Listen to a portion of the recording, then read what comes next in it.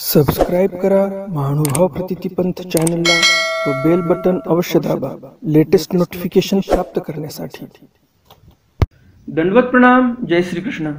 मी ईश्वरदास महानुभाव सर्वांचं स्वागत करतो आपल्या महानुभाव प्रतितीपंथ या चॅनलमध्ये। आजच्या सत्रामध्ये आपण जाणून घेणार आहोत स्वामींची आणि सामान्य स्त्रियेची भेट कशी झाली, कुठे झाली आणि मग असं त्या सामान्य स्त्रियेच्या घरी स्वामी का गेले। महिष रोष हरण जे पूर्वी एक लीळा आपण पाहिलेलीच आहे स्वामींची, परंतु याच्यामध्ये महिषाचं युद्ध चालू होतं। दोन महिषी होती, त्यांचं युद्ध चालू होतं आणि तिथे स्वामी जाऊन त्यांचा रोष कसा हरण करतात हे पाहणार आहोत। त्याचबरोबर एक तिसरी लीळा आहे स्वामींची, ती म्हणजे स्वामी सोमवारी कारणे लोणारला जातात, बोनेबाईया म्हणतात म्हणून। तर तिथे गेल्यानंतर स्वामी काय काय लीळा करतात आणि बोनेबाईया ज्या आहेत ते स्वामींसाठी काय वस्तू खरेदी करतात, तिथे स्वामींसाठी काय शॉपिंग करतात ते बोनेबाई, हे आपण सविस्तर जाणून घेणार आहोत। तर कुठेही जाऊ नका, हे स्वामींचे चरित्र तुम्हाला नक्कीच आवडणार आहे आणि म्हणून या चरित्राला लगेच लाईक करा आणि नवीन दर्शक कोणी आले असतील त्यांनी अजून चॅनलला सबस्क्राईब केलं नसेल आणि तुम्हाला जर असे स्वामींविषयी ज्ञानवर्धक व्हिडिओ आवडत असतील तर हे चॅनल तुमच्यासाठी आहे। लगेच चॅनलला सबस्क्राईब करा आणि बेल बटन अवश्य दाबा। बेल बटन दाबल्यानंतर त्यामध्ये ऑल ऑप्शन सिलेक्ट करा, म्हणजे स्वामींचे मी असे ज्ञानवर्धक व्हिडिओ अपलोड केल्यानंतर लगेच तुम्हाला नोटिफिकेशन येत जाईल आणि स्वामींचं तुम्ही चरित्र जे आहे ते सर्वप्रथम तुम्ही स्वामींचं चरित्र ऐकू शकाल आणि तुमच्या ज्ञानामध्ये नक्कीच वृद्धी होणार आहे। तर जास्त उशीर न करता चला तर आज काही नवीन ज्ञानार्जन करूया। दंडवत हो।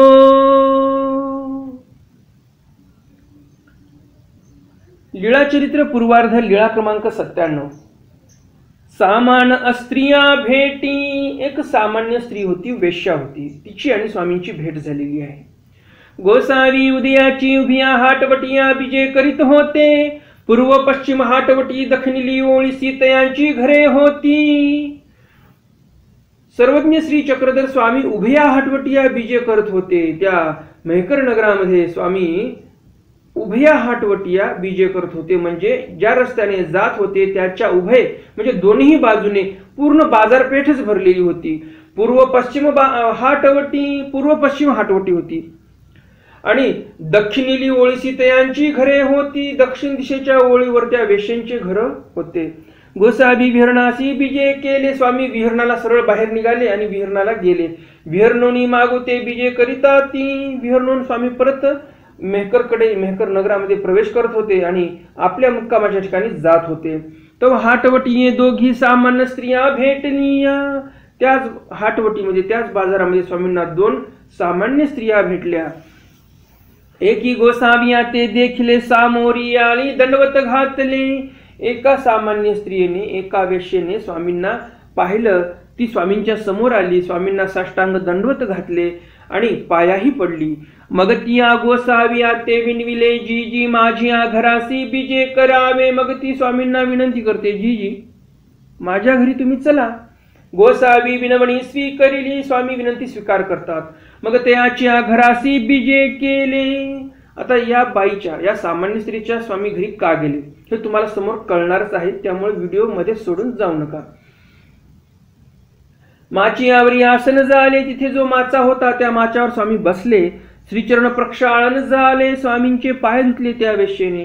ती गोसावियासी फोडी ओळगविलिया। तिने स्वामींना फोडी ओळगवल्या। मग विडिया करुणी दिधलिया। छोटे छोटे पानं तयार करून दिले। मग दुसरी आली, मग दुसरी तिथे वेश्या आली। जी जी माते द्रव्य पारासे परी वाया जात असे ते भोगी ऐसा पुरुष नाही जी। ती दुसरी सामान्य स्त्री म्हणते, जी जी माझ्या घरी खूप द्रव्य आहे, परंतु त्या द्रव्याचा, त्या धनाचा उपभोग घेईल असा कोणी पुरुषच नाही जी। गोसावी एरीच्या तोंडाची वास पाहिली। स्वामी मग दुसरीच्या तोंडाकडे वास पाहतात, जिने ज्या दुसऱ्या वेश्येने स्वामींना घरी आणलं, विनंती करून स्वामींचे पाय धुतले, स्वामींची सेवा केली, तिच्याकडे पाहतात स्वामी। तवतिया म्हणितले, ती वेश्या म्हणते, सरगे परती ऐसे काय म्हणतासी। ती सामान्य स्त्री म्हणते, सरक बाजूला, असे काय म्हणत आहे स्वामींना तू। गोसावी माय गोसावी बापू गोसावी यांचे सेवा दास्य कीजे। ती बाई म्हणते, जिने विनंती करून घरी आणलेला आहे, ती म्हणते, अरे स्वामी तर आपली माय आहेत, बाप आहेत, स्वामींची आपण सेवा केली पाहिजे। मामा काही म्हणत असे. अरे अरे तू अशी काय म्हणत आहेस बरं? स्वामींना येऊन इथे स्वामींची तर आपण सेवा केली पाहिजे. स्वामी आपले माय आहेत, बाप आहेत. आणि गोसावी मागुती एरीच्या तोंडाची वास पाहती. जी जी माते द्रव्य पारासे परी वाया जातू असे.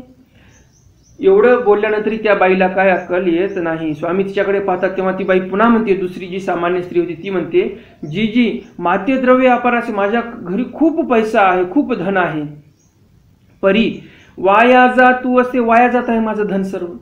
आणि गोसावी अपार असे परी वाया जातो असे. आणि असं म्हटल्यानंतर स्वामी पुन्हा त्या दुसऱ्या सामान्य स्त्रीकडे पाहायचे.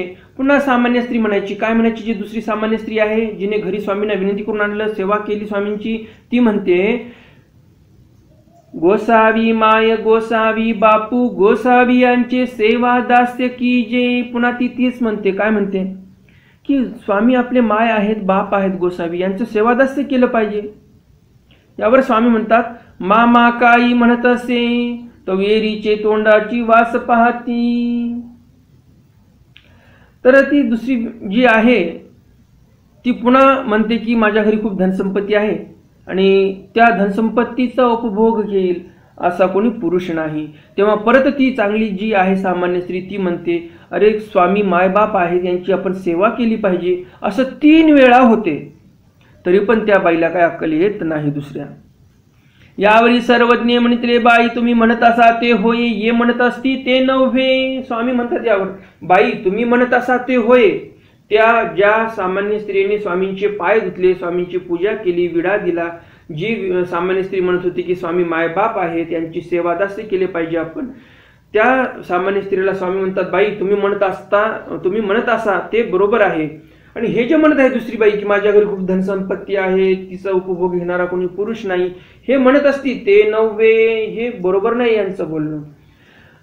मग सर्वज्ञ म्हणतील, बाई एकीसी ऐसा भाव, एकीचा ऐसा भाव. मग स्वामी म्हणतात, बाई एकीचा भाव असा होता चांगला आणि एकीचा असा म्हणजे घाण भाव होता. म्हणून सर्वज्ञ म्हणतील, भावासी राव राणा नाही. हा भाव कोणावर कसा बसेल हे काही सांगता येत नाही. याला राव राणा काही समजत नाही, कोणावरही भाव बसून जात असतो. लीळाचरित्र पूर्वार्ध, लीळा क्रमांक 98. महिक युद्ध निवारण. महिक म्हणजे महिषे. जे 2 महिषे होते त्यांच्यामध्ये खूप युद्ध लागलेलं आहे, टक्कर चालू आहे आणि त्यांचं निवारण केलेलं आहे स्वामींनी. एकोदिसी गोसावी भेरणोणी बिजे करिता ती तव हाटवटीसी म्हैसे झुजत असती. एके दिवशी स्वामी विहरणावरून येत होते बाजारातून त्याच, आणि तिथे म्हैशांची टक्कर लागलेली होती. काही प्रदेशामध्ये हल्ल्याही असं बोलतात त्या म्हैशाला. तर अशा हल्ल्यांची, त्या म्हैशांची झुंज लागलेली होती. तो अवघा लोकू माळवधा उपरीवरी पट्टी शाळेवरी उभा ठाकोणी पाहतू होता. झुंज अशी जबरदस्त होती, ते कोणालाही जुमानायला तयार नव्हते. काठी आणि लाठी याचा तर त्यांच्यावर काही प्रभावच पडत नव्हता, त्यामुळे त्यांच्यामध्ये कोणीही पडत नव्हतं. सर्व कोणी पट्टी शाळेवर जाऊन उभे आहेत उंच ठिकाणी, कोणी धाब्यावर जाऊन बसलेले आहेत म्हणजेच माळवधावर जाऊन बसलेले आहेत, कोणी माडीवर जाऊन बसलेले आहेत आणि वरून सर्व ते झुंज पाहत आहेत. तव गोसावी म्हैसियाकडे बिजे करिता ती. आणि अशा परिस्थितीमध्ये स्वामी त्या म्हैशाकडे निघालेले आहेत. अवघा लोक बोबाईला. सर्व लोक बोबाईला म्हणजे बोंबलायला लागले, ओरडायला लागले. अहो अहो महात्मे हो, साऊ मे नको जाऊ. लोक म्हणायला लागले, अहो अहो महात्मे हो, महात्मे हो, तुम्ही समोर जाऊ नका, तिथे त्या म्हैशाकडे तुम्ही जाऊ नका, त्यांच्या जवळही फिरकू नका. म्हैसे झुजत असती. अहो महात्मे हो, इथे फार मोठी टक्कर चालू आहे, तुम्हाला समोर तर दिसतच आहे, तुम्ही तिकडे जाऊ नका. गोसावी अगाध चक्रवर्ती बिजे केले. स्वामी त्यांचं काही एक ऐकत नाही. जेवढा काही आरडाओरडा चालू होता ते शांतपणे स्वामी ऐकून घेतात आणि अगाध चक्रवर्ती असे स्वामी त्या दोघांच्या मध्ये जाऊन उभे राहतात. एकासी एवढो केले आणि तयांचा रोखू हरला. त्या झुंजेमध्ये जे 2 हल्ले होते, महिषे होते, त्याच्या दोघांपैकी एकाकडे स्वामींनी पाहिलं आणि त्याचा जो रोष होता, त्याच्या मनात जो राग होता, ज्या रागामध्ये त्यांची झुंज चालू होती, तो राग त्याचा गेला आणि तो भुई हुंगित हुंगित निघाला. भुई हुंगित हुंगित तो निघून गेला. आता दुसरा म्हैसा राहिला होता. आणि गोसावी ये राते अवळोकिले. स्वामी दुसऱ्या म्हैशाकडे पण पाहतात आणि तयाचा रोखू गेला. दुसऱ्याचाही जो रोष होता मनामध्ये भांडणं करण्याचा, तोही रोष निघून गेलेला आहे. आणि तो भुई हुंगत हुंगत निघाला. तोही भुईचा वास घेत घेत हुंगत हुंगत हुंगत तोही निघून गेला. अवघ्या लोकासी आश्चर्य झाले. सर्व लोकांना आश्चर्य झालेलं आहे स्वामींची ही लीळा पाहून. आणि तुम्हालाही जर आश्चर्य वाटलं असेल तर लगेच या चरित्राला स्वामींच्या लाईक करा आणि आपल्या वाचनिक मंडळीपर्यंत जास्तीत जास्त शेअर करा. त्यांनाही या ज्ञानाचा लाभ मिळू द्या. जे लोक होते सर्वांना आश्चर्य वाटलं. लोक म्हणायला लागले, जी जी आजी गोसावी आम ते राखिले. लोक म्हणायला लागले, जी जी स्वामी तुम्ही आज आम्हाला राखलेलं आहे, आमचा प्राण वाचवलेला आहे. एरवी हे आमते निपट मारिते जी. एरवी तुम्ही जर आले नसतात तर हे निश्चितच या हल्ल्यांनी आमच्या लोकांमध्ये एका दोघाला तरी मारलं असतं. एक लात जर बसली असती, एक शिंग जर लागला असता, एखाद्याचा जीव सहजच गेला असता. असे एवढे मोठे ते म्हैसे होते. मग गोसावी गुंफेसी बिजे केले अंक. मग स्वामी तिथून गुंफेला गेले. इथे स्वामींचं चरित्र संपले. पुढची लीळा आहे सोमवारी लोणारा जाणे. स्वामी सोमवारी कारणे लोणारला गेलेले आहेत. ह्यापूर्वी मी लोणार कुंडी राजया दर्शन नावाची जी लीळा आहे त्या लीळेमध्ये मी सोमवारी या शब्दाचा अर्थ सांगितलेला आहे. सोमवारी कशाला म्हणतात तो जर अर्थ तुम्हाला आठवत असेल तर कमेंट बॉक्समध्ये कमेंट करा. किंवा जर अर्थ माहिती नसेल तर ती जी लीळा आहे सोमवारी लोणार कुंडी राजया दर्शन ही जी लीळा आहे, ही लीळा तुम्ही एकदा पुनश्च ऐका. त्याच्यामध्ये अर्थ तुम्ही जाणून घ्या आणि कमेंट बॉक्समध्ये तो अर्थ माहिती झाल्यानंतर कमेंट करा की सोमवारी कशाला म्हणतात. जर तुम्हाला ती लीळा सापडत नसेल तर मी कमेंट बॉक्समध्ये नाही तर डिस्क्रिप्शन बॉक्समध्ये मी ती लिंक देईल. तुम्ही त्या लिंकवर क्लिक करून लोणार कुंडी राजया दर्शन हे चरित्र ऐकू शकता. लीळा चरित्र पूर्वार्ध लीळा क्रमांक 99. सोमवारी लोणारा जाणे. सोमवारीसाठी सर्वज्ञ श्री चक्रधर स्वामी लोणारला जातात. एकुदी गोसावी उदयाची विहरणा बिजे करिता ती. एके दिवशी स्वामी विहरणाला जात होते. तो बोणेबाई गोसाविया ते विनविले. बोणेबाई ज्या होत्या त्या स्वामींना विनंती करतात, बामोन्य देव हो, अवघा लोकू लोणारासी सोमवारी येसी जात असे. सर्व लोक सोमवारीसाठी लोणारला जात आहेत, तरी तुम्ही चाला जाओ. तर तुम्ही पण चला, आपण जाऊयात सोमवारीसाठी लोणारला. गोसावी विनवणी स्वीकरिली. स्वामींनी विनंती स्वीकार केली. सर्वज्ञ म्हणितले स्वामी म्हणतात, बाई घेया मात्रा. घ्या आपली मात्रा, जे काही सामान आहे, जे काही आपल्याला लागणारी वस्तू आहे ते घ्या बांधून. मग तेही मात्रा घेतली. मग बोणेबाईंनी सर्व आपलं जे काही शिदा आटा सामान लागते ती मात्रा बांधून घेतली. गोसावी उजूची कुमारेश्वरा बिजे केले. स्वामी सरळ सरळ लोणारला पोहोचल्यानंतर कुमारेश्वराकडे गेले. कुमारेश्वरी आसन झाले. कुमारेश्वराच्या मंदिरामध्ये स्वामी आसनस्थ झालेले आहेत. तेही गोसाविया जवळी मात्रा ठेविली. बोणेबाई यांनी सर्व मात्रा जी आणली होती सोबत ती सर्व मात्रा स्वामींजवळ ठेवलेली आहे. मग ती अष्टतीर्थिया कराव्या गेलिया. तिथे अष्टतीर्थिया नावाचा एक तीर्थ आहे, तर ते तीर्थ नमस्कारण्यासाठी बोणेबाई या गेलेल्या होत्या.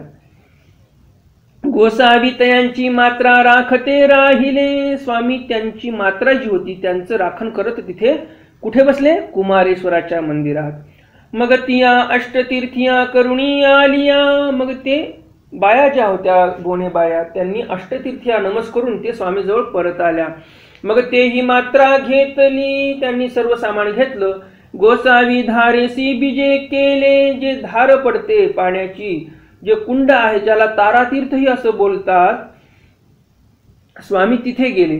पट्टीशाळे आसन झाले, पट्टीशाळेवर आसन झालं स्वामींचं तिथे. तेथ तेही मात्रा ठेविली, पट्टीशाळेवर स्वामी जिथे बसले होते तिथे बोनेबाई यांनी सर्व मात्रा जी होती ती तिथे ठेवली, सर्व सामान त्यांच्या जवळचं. गोसावी गोमुखी श्रीचरणू घातला, ज्याप्रमाणे मी त्या चरित्रामध्ये लोणार कुंडी राजा दर्शन या चरित्रामध्ये सांगितलेलंच आहे की तिथे एक गोमुख आहे आणि त्या गोमुखामधून पाण्याची धार पडत असते. तर स्वामी तिथे जाऊन त्या गोमुखाला श्रीचरण लावतात, त्या गोमुखामध्ये श्रीचरण घालतात. मग तेही स्नाने केली आणि मग त्यांनी स्नाने केली. त्या बोनेबाई यांनी त्या धारेखाली स्वामींच्या श्रीचरणाच्या पासून जी धार येत होती, म्हणजे स्वामींचं चरणोदक सांगायचं म्हणजे एका शब्दात, तर स्वामींचं श्रीचरण, स्वामींचे श्रीचरण कुठे होते? त्या धारेपाशी होते. गोमुखामध्ये स्वामींनी श्रीचरण घातलेलं आहे, तिथून जे पाणी येत आहे स्वामींच्या श्रीचरणाला स्पर्श करून पाणी येत आहे आणि त्यामुळे ते सर्व पाणी चरणोदक झालेलं आहे. आणि अशा या चरणोदकामध्ये तेही स्नाने केली, म्हणजे त्या बोनेबाई यांचं किती दैव, किती भाग्य म्हणावं लागेल की स्वामींच्या चरणोदकाने त्यांनी तिथे स्नान केलेलं आहे. आपल्याला स्वामींचं श्रीचरणोदक पिण्यासाठी भेटत नाही, त्यांना स्नानाला भेटलेलं आहे. अवघ्या लोका स्नाने झाली, सर्व लोकांना त्या श्रीचरणाच्या उदकानेच स्नान झालेले आहेत. बोनेबाई यांना तर झालेलंच आहे, परंतु इतर लोकांनाही स्नान झालेलं आहे. मग तिया कुंडासी प्रदक्षिणा करुणी आलिया, त्या पूर्ण कुंडाला बोनेबाई यांनी प्रदक्षिणा केलेली आहे. परिवंट बांधले, जे काही परिवंट होते ते बांधले, गाठोडे होते ते बांधले. मात्रा घेतली, मात्रा उचलली. बामोन्य देव हो आता गावांतू चला. मग बोनेबाई म्हणतात, चला मोन्य देव हो, आता आपण गावात जाऊया. सर्वज्ञ म्हणितले, स्वामी म्हणतात, बाई चाला, चला म्हणतात बाई, जाऊया आपण गावात. मग गावांतू गेलिया, स्वामी आणि बोनेबाई हे सर्व गावात गेले. गावामध्ये कुठे स्वामींना मुक्काम होतो? दैत्यसूदन मागा वायव्य कोणी मडू तेथ बिडार केले, तिथं स्वामींनी बिडार केलं. दैत्यसूदनाचं जे मंदिर आहे त्याच्या वायव्य कोणी त्या कोपऱ्यामध्ये स्वामींनी बिडार केलं. बिडार पाहुणी गोसावी मागोते धारेसी बिजे केले, त्यांना तिथं पोहोचवलं. सर्व सामान तिथे व्यवस्थित ठेवून त्यांना तिथं व्यवस्थित लिंक लावून दिली. बिडार पाहून आले आणि परत स्वामी धारातीर्थला गेले. तिथे जाऊन आसनस्थ झाले आणि तोपर्यंत बोनेबाई रंधन केले. बोनेबाई यांनी इकडे स्वयंपाक तयार केला. तयांची धाकुटी बोनेबाई, त्यांची जी धाकुटी बोनेबाई होती लहानी, ती गोसाविया ते विनवणी घेऊनी गेली. धारातीर्थाला ती बाई आली, बोनेबाई लहानी. स्वामींना विनंती केली, चला जेवणाचा स्वयंपाक तयार झालेला आहे, जेवणासाठी चला. मग गोसावियांशी आसन घातले. तिथे आल्यानंतर मग त्यांनी स्वामींना बसण्यासाठी आसन घातलं. स्वामींना चांगल्या प्रकारे आरोगणा दिली. गुळला झाला विडा ओळगविला, गुळला झाला स्वामींना, विडा ओळगवला स्वामींना बोनेबाई यांनी. मग त्या जेविलिया. मग स्वामींचं सर्व आटपल्यानंतर त्यांनी जेवण केलं. रात्री दैत्यसूदन मागा वाव्य कोणी मडू तेथ गोसावियांशी पहुडू झाला. दैत्यसूदनाच्या मागे वायव्य कोणी एक मढ होता आणि स्वामींना तिथे मुक्काम झालेला आहे. स्वामी तिथेच रात्री झोपले. एरी दिसी बोनेबाई या अष्टतीर्थिया करुणी आलिया. दुसरा दिवस उगवला. मग दुसऱ्या दिवशी त्या ज्या बोनेबाई होत्या त्या बोनेबाई परत तीर्थाकडे जातात. कोण्या तीर्थाकडे? अष्टतीर्थिया नावाचं जे तीर्थ आहे लोणार कुंडामध्ये, तिथे जातात. ते तीर्थ नमस्कार करून येतात.